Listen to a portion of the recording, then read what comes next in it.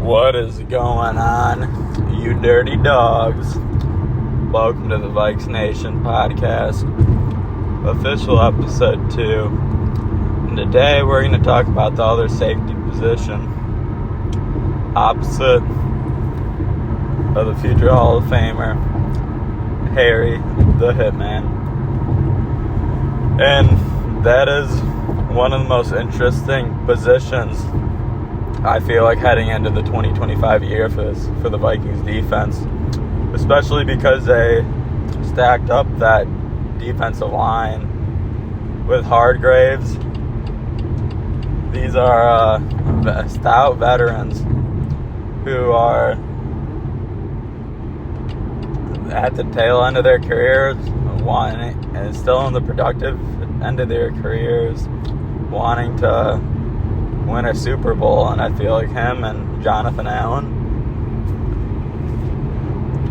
are two great moves that are going to stuff up the middle, which I feel like the Vikings defense had an issue against the run at points these last few seasons, where Flores will call the blitzes and everything, but you need some thick boys with diabetes up front to kind of stuff up, clog some of those lines, like food is clogging their arteries. No, I'm just kidding. But you need that, which we finally have, on top of having some depth with Harrison Phillips, who's had a phenomenal year last year, a career year. And not to mention our edge rushers to go along with hopefully Dallas Turner making another improvement in year 2.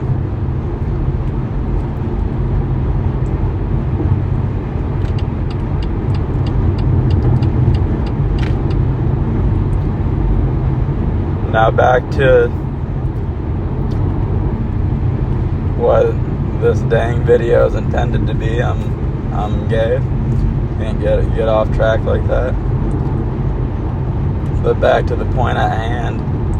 This other safety position opposite of Harrison, I think, will be very interesting to watch from what I've heard in camp. And I think everything since the offseason. Josh Metellus is the guy right now in that number 1 spot, or who will be offered the position or a great opportunity for it, because he has been the Vikings' versatility man on defense these last few years. Does whatever Flores needs him to. He's smart. He's a great player.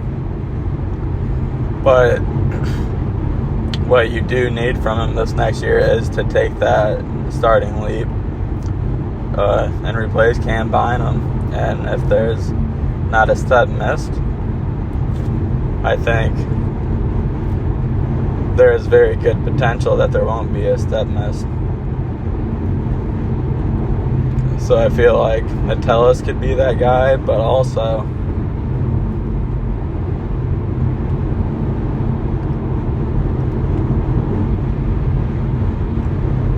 another thing I've heard in camp is that there also might be some competition, because another guy who's been performing really well, especially as of late, and who's gotten at some noise the last year or so, is Theo Jackson. Where he's a young buck. I think he's even younger than Metellus. Metellus got an extension, at least on top of his rookie deal a couple of years ago, for being that versatility man. But it is a little interesting to me now that Theo Jackson has had such a good camp, good OTAs, or mandatory mini camp, not training camp. But the fact that he's performed so well, and Josh Metellus already has a great reputation. I've heard he's at least lived up to what he's already been this next year in camp. But those are two viable options to replace Cam Bynum, and I think they both can perform well. Right now, you give that just to Metellus to get a little more reps there because of real game experience in Florida's defense, the trust there. But Theo Jackson will be nice where, let's say Metellus gets a job, which you would think you would bet on. Theo Jackson comes what Metellus was, or at least not as much of a hitter, but can definitely play the nickel. So that's great for just depth-wise, seeing that both those dudes are performing well. So the prognosis at the end of the day for the Vikings safety position, it really isn't. Obviously, Kwesi had the bust with what's his name, that Georgia boy, Kwesi's first round draft pick ever. I've been listening too much to NFL. I got Malachi Starks in my head from the Ravens just drafted this year.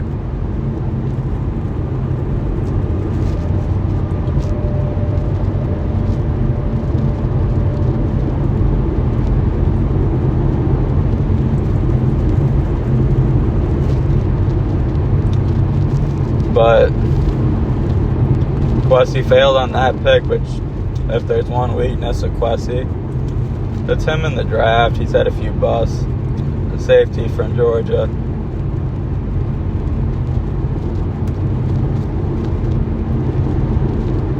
I'm trying to think, did he do Irv Smith Jr.? But that's just off the top of my head. But despite that, maybe the biggest draft bust of his career, kind of set up well at the safety position. This might be Harry's last year, which is why you do got to kind of make the right decisions coming up, especially after he retires. But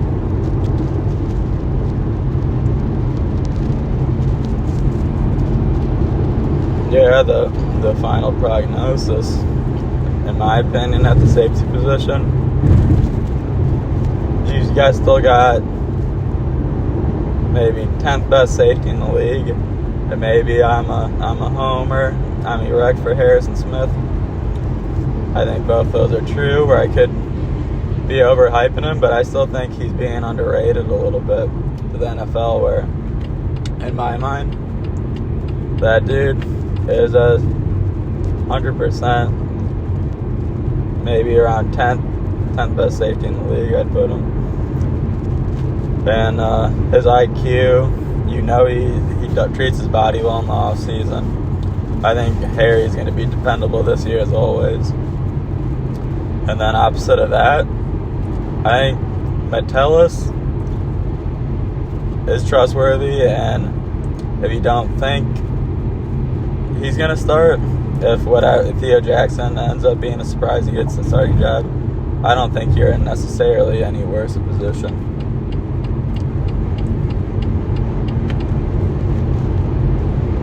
Where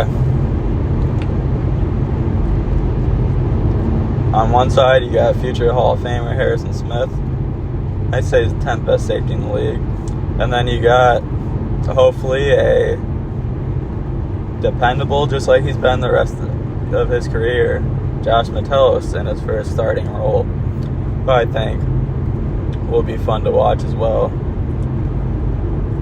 and won't have the growing pains where maybe a Theo Jackson would, where I would, who knows where Metellus will rank in the safety rankings in the league, but I have some confidence he's going to be in that upper half. I don't know about top 10, but he potentially can be, and yeah, I expect him to be better than half the other safeties in the league. He's a talented player.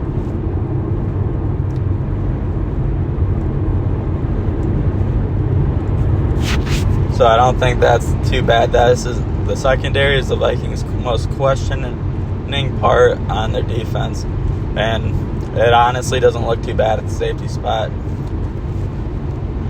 They are above middle of the pack in that position. I would put them just like how I ranked Harry the Hitman, 10th, 12th best safety pairing in the league. I'd say the 10th best safety pairing in the league. Two underrated guys skill-wise.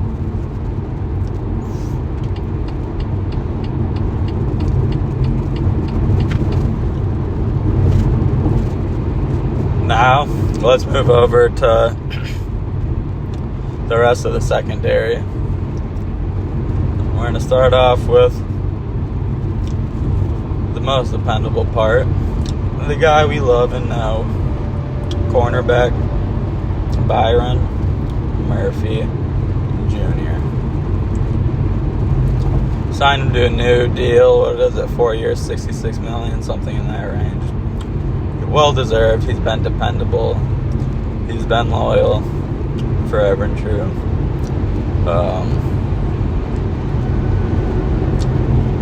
We really needed the Byron Murphy signing because the secondary room would have really looked sketchy without him.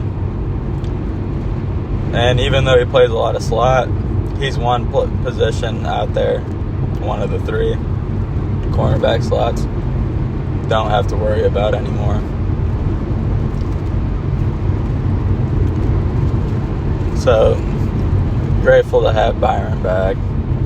Had hella picks last year. Love watching him celebrate with the team. You can tell maybe probably the veteran leader of the cornerback room, and he plays with confidence in his prime. Let's move on to CB2. Isaiah Rodgers, who supposedly had a great training camp. I'm really excited for this guy because I love the gay analytic football guy in me who loves Kwesi getting analytical with the draft, getting strategic with it. For example, Isaiah Rodgers, 2 years, $15 million. Cheap deal, but you can tell it's a calculated bargain deal. The guy is, I think, 26, has had over 70 PFF score the last 4 years. At a seemingly getting an increasing role and a bigger role every year with the Eagles. And the Eagles can't pay everybody. Best defense in the league, obviously Super Bowl champs. Come on now. I think Kwesi has looked at his performance, and the numbers look like he's going to keep improving. He can handle that increasing role.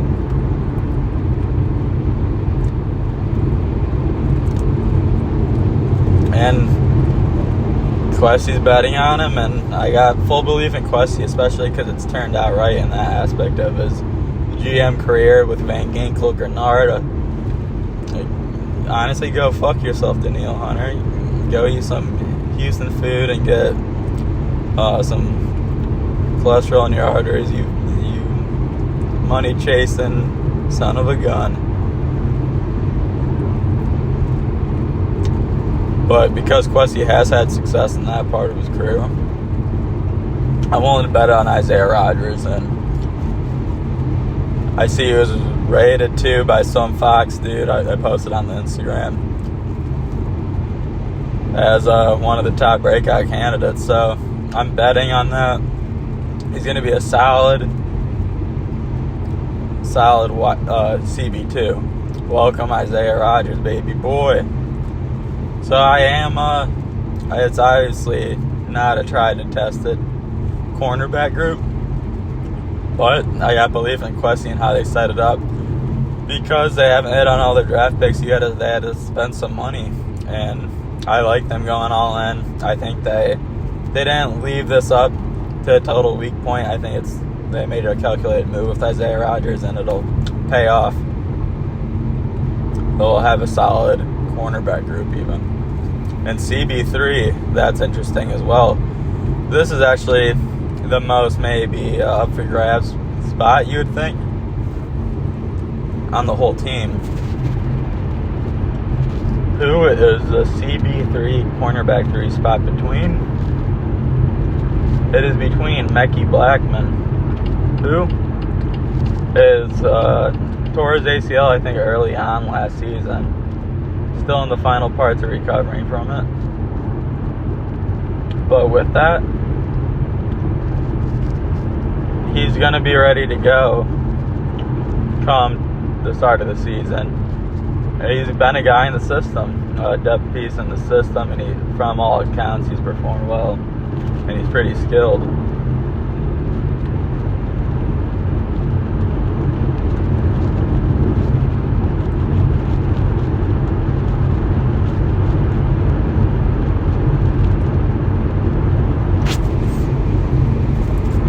So I think this could be a great opportunity for him.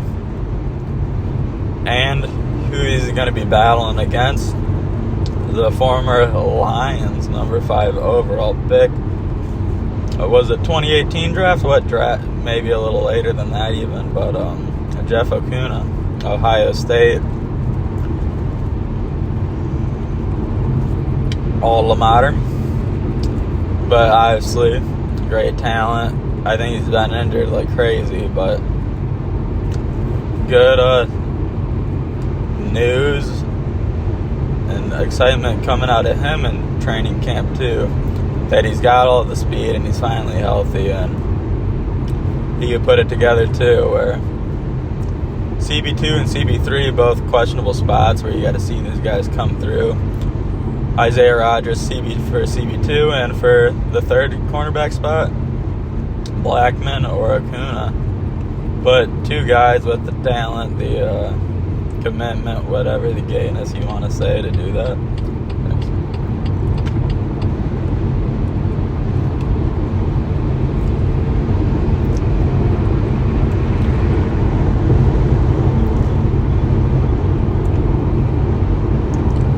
So I think it's definitely the most questionable part of the team, especially the defense, because we invested everywhere else. But all things considered, I have faith. I think secondary as a whole is going to be a top half group in the league. But I'm in that 12 to 15 range. But to be honest,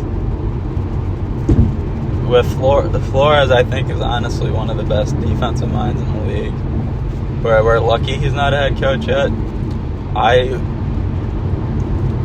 I'm gonna ram my ham a little bit and drink the purple Kool-Aid. With Flores, Harry,